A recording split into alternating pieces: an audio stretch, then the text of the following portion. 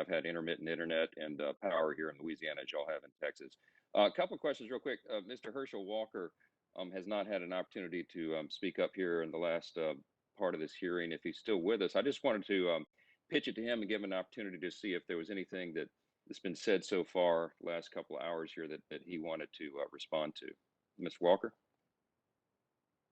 Yes, I'd like to respond, and I want to thank Ms. Jackson Lee. I'd like to ask, does she know the year of those pictures? And the reason I ask that is whenever I get on a subject, I do facts finding myself.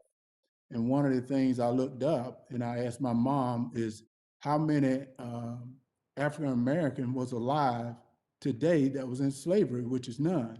So I go to some of the older people for experience, and I remember my mom mentioning, how could we pay for your great-great-grandfather being burned to death?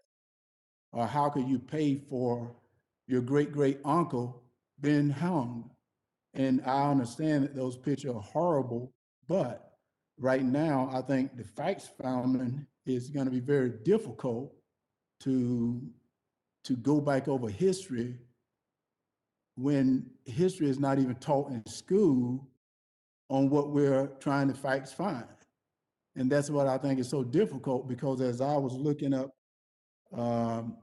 reparation, which I've been doing for the last year, it is very, very difficult to find facts on different things of the African American history. And I think that's what's going to be very difficult in what we're doing right now. I appreciate that response. Let me ask you, I know you're passionate about this and you give a lot of motivational speeches to young people and all that. Are there better ways that you think to uplift minority communities and provide opportunities for success than this idea of direct payments of taxpayer dollars? I mean, just in general, what do you say to young people to inspire them in that way? Well, one of the things I say to young people to inspire them is, first of all, and I say, the hard truth is, and I say this, and I don't mean to offend anyone, but I say the African American community have to come together as a group to take care of our own. That's one of the biggest problems we have. We will not take care of our own.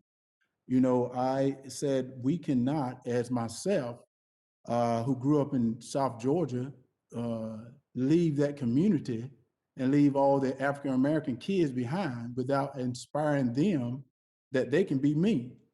And I think the way we do this is we get back to remembering where we came from. And you have to be responsible. A lot of things we mentioned today, no one talked about responsibility. I'm from the deep South. I know about racism.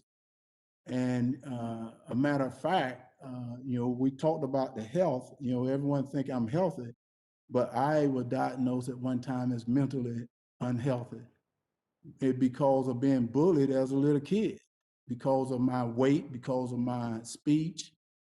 But the things that happened to me was dealing with race. And I overcame through education, which is one of the major things that I talk to the young people today is education is more important than anything in life, because when you educate yourself, you're able to see the truth for yourself.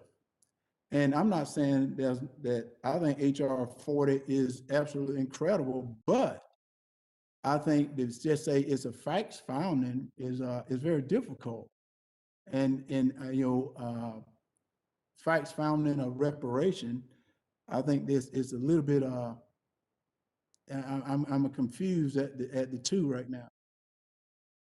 Very good. I got 34 seconds left. Let me turn to Mr. Elder real quick. You touched on and began to explain the difference between equal rights and equal results. And I think a lot of people are confused about that. I just wonder in the last 20 seconds or so, you want to articulate a little bit more about the difference between the two. Well, it's really about what Herschel Walker just now said. It's about personal responsibility. There are think tanks on the left, like the Brookings Institution, and think tanks on the right, like the American Enterprise Institute, and they agree that the way to escape poverty is to do a handful of things. Number one, finish high school. Number two, don't have a kid until you get married. Number three, get a job, keep a job, and don't quit that job until you get another job. And number four, avoid the criminal justice system. And they don't say that this formula only applies to you if you're white. They say this formula applies to anybody. Very good. I yield back, Madam Chair. Thank you very much. Thank you so very much. Your time has expired. I think to Mr. Walker and Attorney Elder, that is exactly what HR 40 is, to delve into the facts, to connect the history. And I'd only say that there is something to the heinous, vile, and vicious act of slavery that the descendants of enslaved Africans and those slaves experienced uniquely in this country. We are grateful that we have 300 organizations that are supporting that concept, but the fact finding of HR 40 is just what is its task to respond to the concerns that have been expressed. I'd ask unanimous consent to submit into the record the letter from the LCCR, and we thank them for that letter.